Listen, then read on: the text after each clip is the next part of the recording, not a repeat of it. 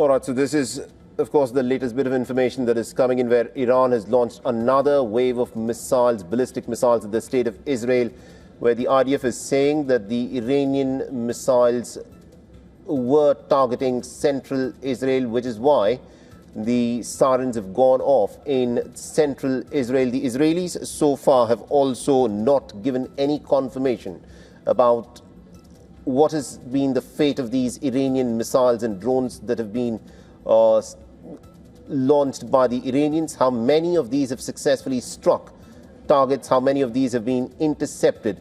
This is information that is not out there in the public domain. There is a clear fog of war. So we do not, at this moment, no one can predict about the scale of damage that has been suffered. But remember, the Americans and the Israelis have what is arguably the best air defense system in the world. And to counter this air defense system, what the Iranians do is launch saturation attacks. The Americans have their Patriot air defense systems. The THAAD air defense system that is also being shifted to the state of Israel.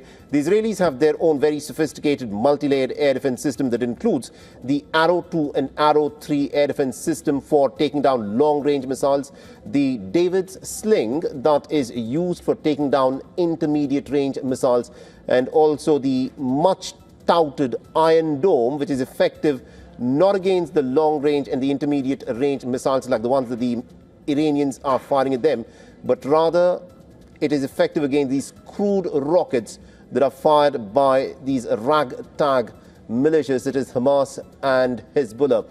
This time around, the Iron Dome is not going to come into the picture very much. What you must be looking at is the David Sling and the Arrow 2 and the Arrow 3 air defense systems that the Israelis will use. The Americans have, of course, set up their batteries of Patriot air defense systems in different countries of the GCC.